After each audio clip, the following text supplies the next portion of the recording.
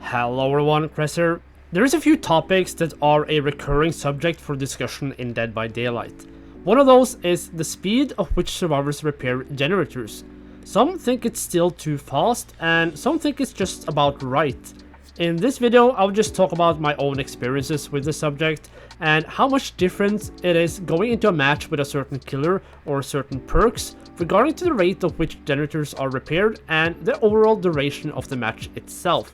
So let's just get right into it.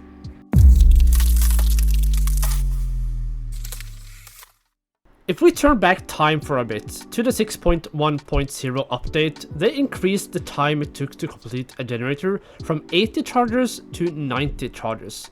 As one survivor at base repairs a gen at 1 charge a second, that meant they increased the time it took to repair a gen by 10 seconds. If you want to learn more about how repairing in Dead by Daylight works, check out this video right here. So, many people would say that this was a necessary change back then, but did it make any difference?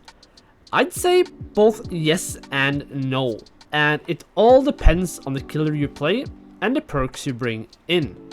I've had a lot of games playing slow killers without any map pressure like Myers and Desslinger, losing all the gens in about 5 minutes, just to be shocked in the endgame when I realized no, the survivors didn't even have any gen related perks or any toolboxes, so they were not gen rushing. I just didn't put any pressure on the survivors in that match, and that's okay, like that's my fault. There is a very noticeable difference going into a match with either a slow killer or without perks like Lethal or Corrupt, and games with the opposite. Oh, and speaking of gen rushing, if you lost a game in 6 minutes and you see in the endgame screen that the survivors didn't have any gen related perks or brought any toolboxes, please don't call them gen rushers. That's just stupid. Sorry, I just had to bring this up. Moving on. So, this could be a classic scenario. You spawn in at the Red Forest as Myers without bringing Corrupt intervention because, well, let's say you hate yourself. The survivors spawn at 4 different generators and starts repairing the gens instantly. It takes you 15 seconds before you find the first survivor, and with some time to stalk and a chase against a good survivor, you spent about a minute before you can down the survivor. You need to walk a bit to find the first hook and start looking for the next survivor.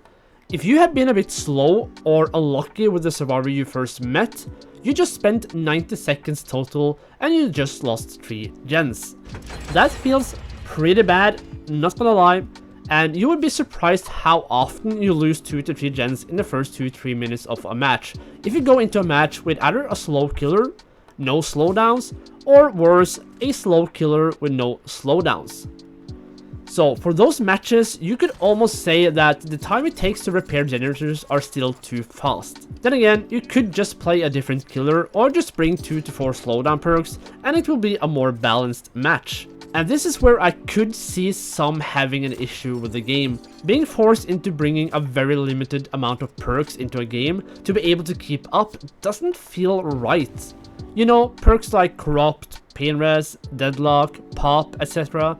For someone who loves to go all in on the memes and the situational builds, yeah, it does hurt a bit.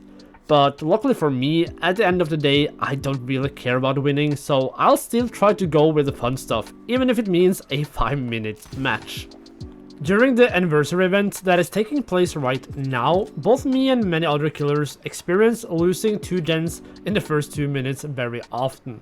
That could have something to do with survivors now being in the possession of a lot of event toolboxes, so take that into consideration as well. The event toolboxes are pretty strong, and a lot of players who play a lot of Survivor is now in the possession of hundreds of those toolboxes. So it's important to not single out this event either. But is this a real issue if you're playing killers like Blight, Nurse, or other killers that have some decent map pressure? I'd say no. I never played Nurse, so I can't comment on that one. But I played a fair amount of Blight, and I can absolutely feel the difference between playing Blight and Desslinger when it comes to keeping pressure on the survivors. Now, losing 2 to 3 gens in the early game might feel pretty bad, and more than often you can experience a lack of motivation and bloodlust going forward in the match when you're in a situation like this. To this, I do recommend having the mindset that it's not uncommon to lose at least 2 gens early in the game, and to be frank, that doesn't need to dictate how the rest of the match go. Survivors very often spawn on top of generators, and will start repairing them immediately, so at the very start of the match, survivors will have an upper hand.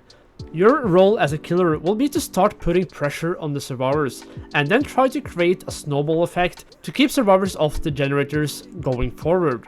So even when you lose 2 gens very early on, that doesn't need to mean much. With certain killers or with certain perks, you're almost guaranteed to lose 2 gens if the survivors are not doing other tome challenges or just goofing around. As for me, I try to keep that mindset that I don't get affected by losing the first few gens. Survivors will have the upper hand at the start of the match, but as you get the pressure started, you will slowly get the upper hand yourself. Now, would I love for every match to start with a 30-second corrupt, for example? Yes, absolutely. Will it be introduced in the future? To be honest, I wouldn't be surprised if it did. I'm gonna make a bold claim now, and do keep in mind, this is just a theory. I think that the fact you do very often lose 2 gens at the start of the match, this is a contributing factor to killers feeling the need to tunnel to be able to win games. The pressure from losing 2 gens quite early makes some killers feel forced to tunnel to be able to secure themselves at least a 2k. And as I've said, I don't really think the first 2 gens have any real impact on the game if you just keep your chin up. So I would suggest that if the matches started with a 30-second corrupt, that would indirectly result in less tunneling, as killers feel they don't need to keep the match balanced or winnable. Again, this is just a theory, but it might be something to it. Even with a base 30-second corrupt, the perk itself is still usable as it does increase the duration to 2 minutes. If I could give some tips on how to get the early pressure going, it would be 1. If you find survivors in the open, don't start a chase with them. If you can injure them, do so. Or if you know you will have a pretty short chase, depending on your killer or the map, then sure, go for it. But if not, just remember, that survivor isn't doing anything productive, and most likely you have 3 other survivors doing gens right now. Go and chase them off the gens. Number 2. Don't underestimate the value of injuring survivors. As the medkits now have limited charges and the healing speed is longer, that is a significant slowdown to the match if survivors need to heal each other. Of course, you do have popular perks right now like Made for This and Resilience, which can be a bit scary, but I would recommend Sloppy Butcher for killers who don't have that big of a map pressure in their kit. Number 3. Scout out the weak links and the strong links. If you notice a survivor being really good at looping, you're probably best just ignoring them during the entire match. Often they want you to chase them and waste time on them. Don't fall for it. I don't know how many times I've ignored survivors who are clearly insanely good just to get them during the endgame collapse as they have nowhere to go. All in all, I don't really think the generator speed is a problem. I don't.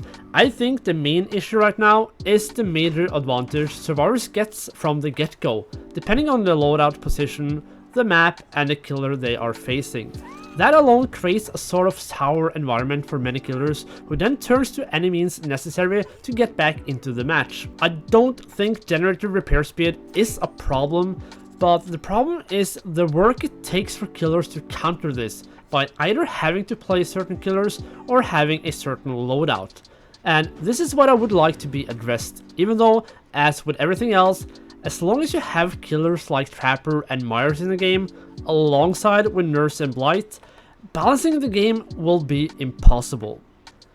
But anyways, if you should take any pointers from this video, I would say this. There is a noticeable difference in how gen repair speed is perceived based on your killer of choice and your perks. This is natural, and if you play this game to win, then yes, you most likely would want at least 2 slowdown perks in your build. The reality is there is a huge difference between a nurse and a trapper, and I guess that's just how it's supposed to be. It's normal to lose up to 3 gens early in the match, but that doesn't have to dictate how the match ends. Keep your chin up and create the necessary pressure to get to the upper hand in the match. The match isn't over till it's over. Maybe a base corrupt for a shorter duration at the start of the match would make killers feel less threatened and prone to tunneling, and maybe it would allow for more diversity with the perk loadouts as well. So that was it for this video. Take into consideration again that these are just my personal opinions, as everyone will have different experiences playing Dead by Daylight. So until next time, see ya!